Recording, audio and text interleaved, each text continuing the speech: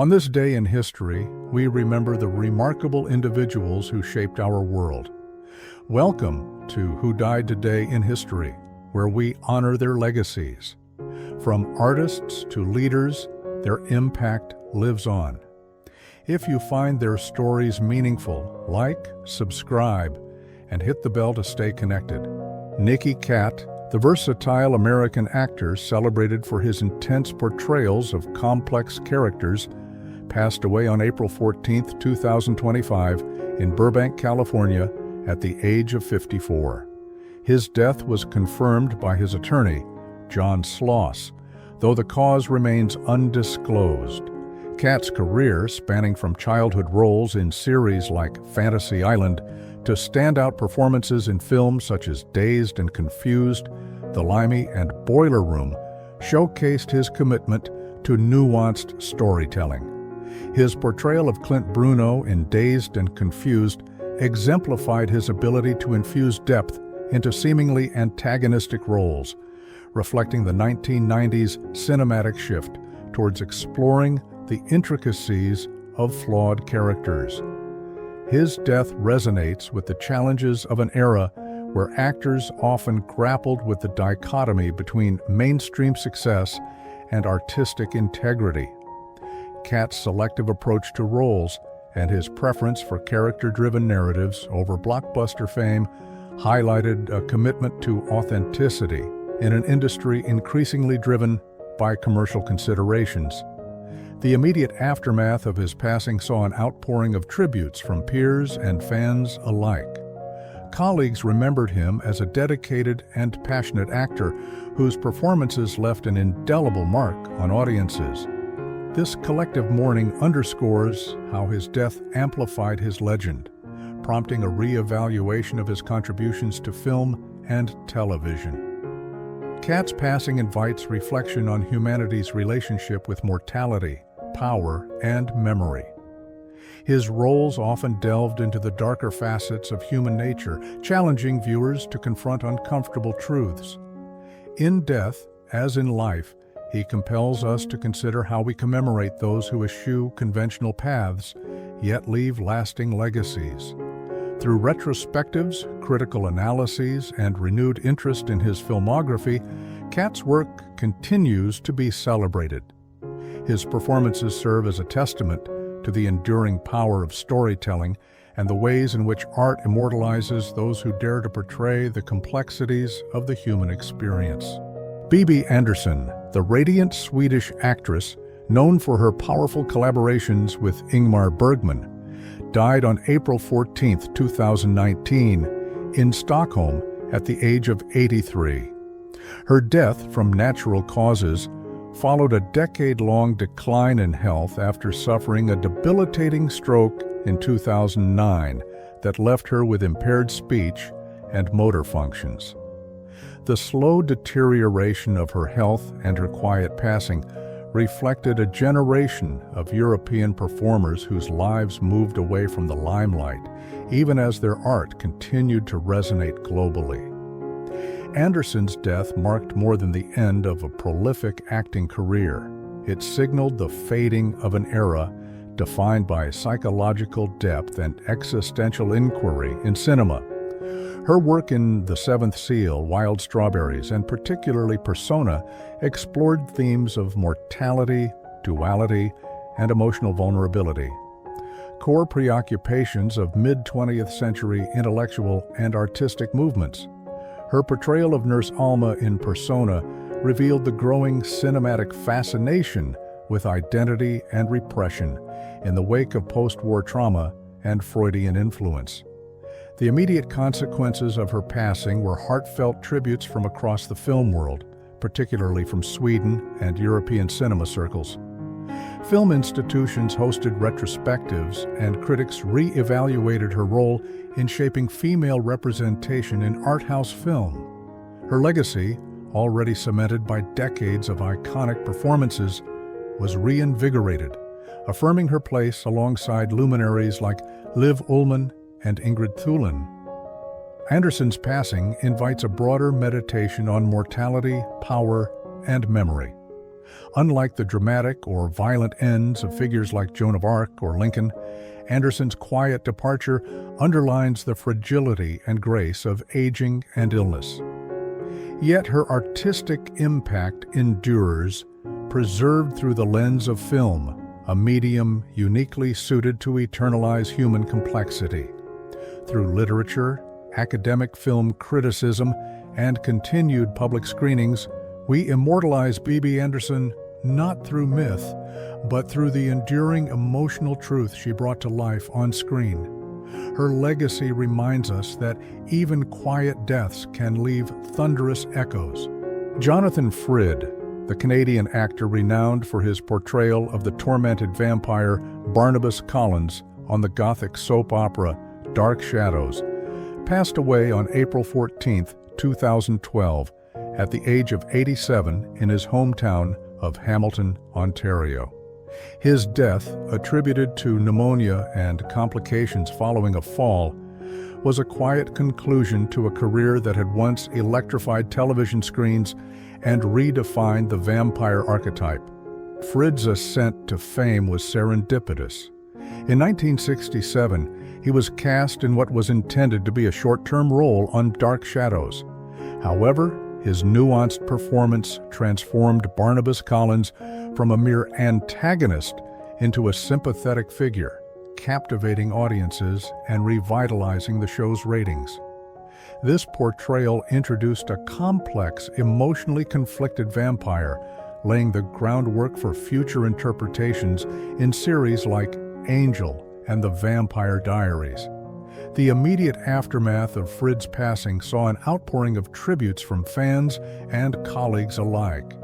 His death prompted retrospectives and renewed interest in Dark Shadows, highlighting the enduring impact of his work.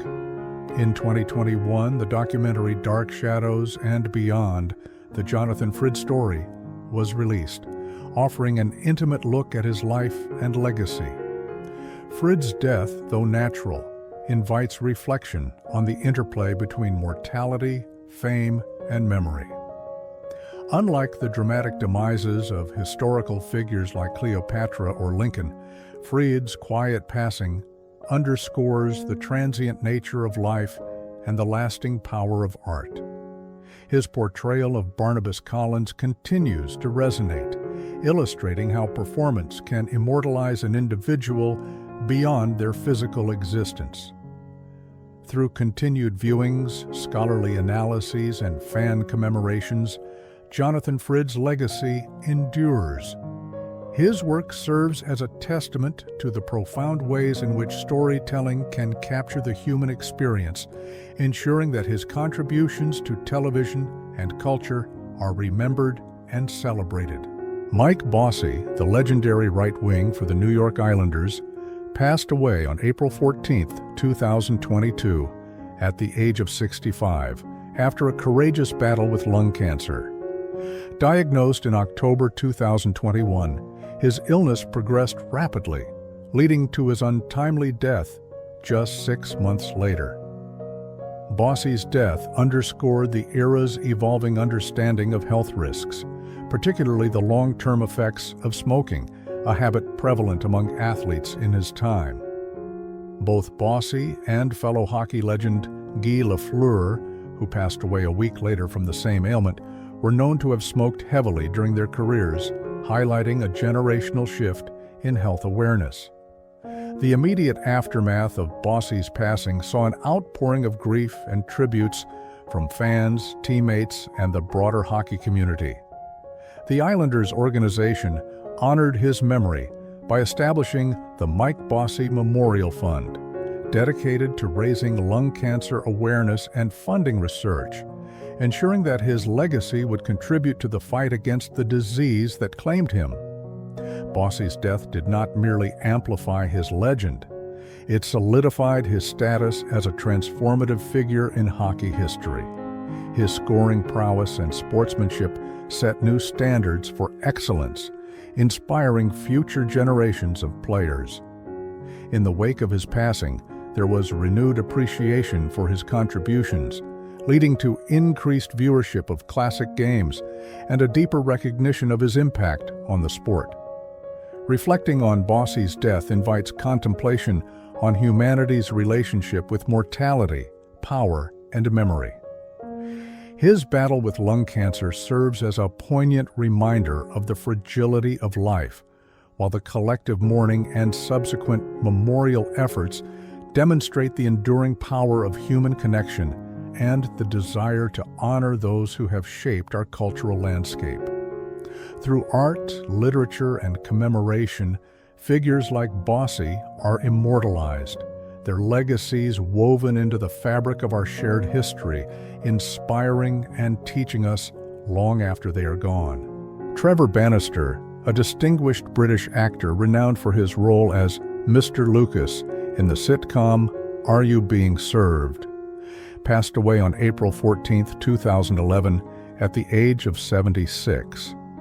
He died of a heart attack while working in his allotment in Thames Ditton, Surrey, reflecting the suddenness with which life can end, irrespective of one's public stature. Bannister's demise occurred during a period when British television was experiencing a transition from traditional sitcoms to more contemporary forms of humor. His portrayal of Mr. Lucas, a charming yet roguish salesman in the fictional Grace Brothers department store, was emblematic of the 1970s comedic style, which often blended innuendo with slapstick. The character's interactions with colleagues, especially his flirtations with Miss Brahms, provided both humor and a lens into the era's workplace dynamics. The immediate consequence of Bannister's passing was an outpouring of tributes from fans and colleagues alike, underscoring his significant impact on British television. His death marked the end of an era for Are You Being Served?, a show that had been a staple of British comedy and had also gained international popularity.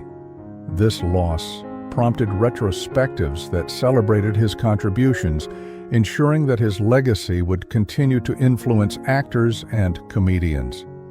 Reflecting on Bannister's death offers insight into humanity's relationship with mortality, power, and memory. While his on-screen persona was characterized by levity and charm, his sudden passing reminded audiences of the unpredictability of life.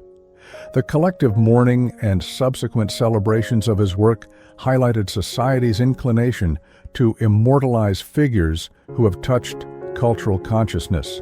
Through art, literature, and commemoration, such individuals are enshrined in collective memory, their legacies influencing future generations. In Bannister's case, his embodiment of Mr. Lucas became more than just a character. It represented a specific cultural moment. The enduring popularity of Are You Being Served?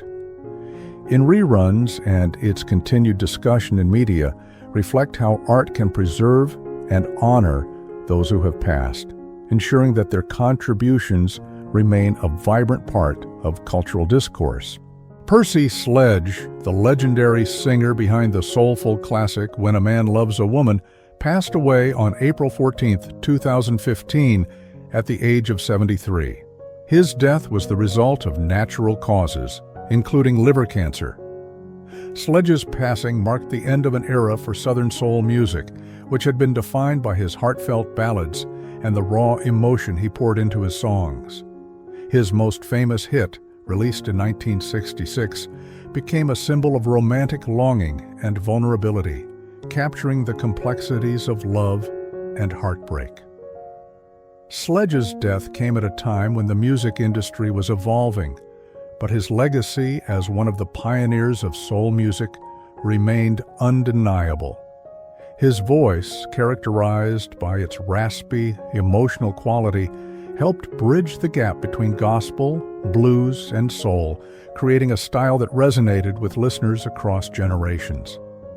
The immediate aftermath of his passing saw an outpouring of tributes from artists, fans, and industry figures, all reflecting on his monumental influence on the development of modern soul and R&B music. His death also revived interest in his early work, reminding the world of the timeless quality of his music. In terms of historical context, Sledge's rise to fame came during the Civil Rights Movement, when African American artists were increasingly gaining prominence in mainstream music. His success was part of a broader cultural shift that brought the African American experience into the popular music scene, pushing against the racial barriers that had long dominated the industry. His untimely death from cancer was a stark reminder of the fragility of life, but it also underscored how music and the stories behind it transcend mortality. Sledge's passing amplified his legend, rather than diminishing it, as his work continues to be celebrated. Songs like "When a Man Loves a Woman" are timeless, continuing to play in movies, television, and weddings, preserving his legacy across multiple generations. His death reflects humanity's deep connection to art and its creators, showing how we immortalize individuals through music, art, and remembrance. Through such means, Percy Sledge's emotional expression and musical contributions live on, inspiring future generations of artists and fans alike. Ellen Corby, best known for portraying Grandma Esther Walton on the beloved television series The Waltons, passed away on April 14, 1999, at the age of 87. She died of natural causes at the Motion Picture and Television Hospital in Woodland Hills, California. Corby's death occurred during a period when television was transitioning from traditional family dramas to more contemporary formats. Her portrayal of Esther Walton, a wise, loving matriarch, had become emblematic of the 1970s emphasis on family values and community. Her passing marked the end of an era for the series, which had concluded in 1981, but continued to influence audiences through reruns and reunion specials. The immediate consequence of Corby's passing was an outpouring of tributes from fans and colleagues alike, reflecting her significant impact on television and popular culture. Her death prompted retrospectives that celebrated her contributions, ensuring that her legacy would continue to inspire future generations. Corby's death highlighted the enduring power of television to shape cultural narratives and preserve the memory of individuals who have touched the hearts of audiences. While her on-screen persona was characterized by warmth and wisdom, her real-life resilience in overcoming a stroke to continue her role underscored the human capacity for perseverance and adaptation. In reflecting on Corby's legacy, we see how art immortalizes individuals, allowing their influence to transcend time. Through her portrayal of Esther Walton, Ellen Corby not only captured the essence of her era, but also left an indelible mark on the cultural consciousness, ensuring her memory endures through the generations. John S. Ragan, a distinguished American actor, passed away on April 14, 2013, at the age of 83. He died in Los Angeles, California, though the specific cause of death has not been publicly disclosed. Ragan's death occurred during a period when television was experiencing a shift towards more serialized and complex storytelling. His portrayal of Dr. Robert Aston on the medical drama Quincy, M.E. had established him as a reliable character actor known for his dignified presence. His passing marked the end of an era for the series, which had been influential in depicting the intersection of medicine and justice. The immediate consequence of Ragan's passing was an outpouring of tributes from fans and colleagues, reflecting his significant impact on television and popular culture.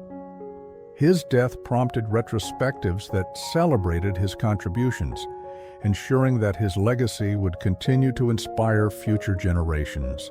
Ragan's death highlighted the enduring power of television to shape cultural narratives and preserve the memory of individuals who have touched the hearts of audiences.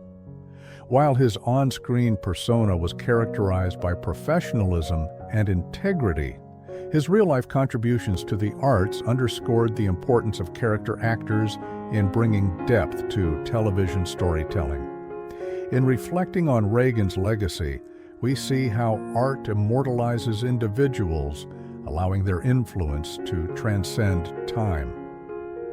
Through his portrayal of Dr. Robert Aston, John S. Reagan not only captured the essence of his era, but also left an indelible mark on the cultural consciousness, ensuring his memory endures through the generations.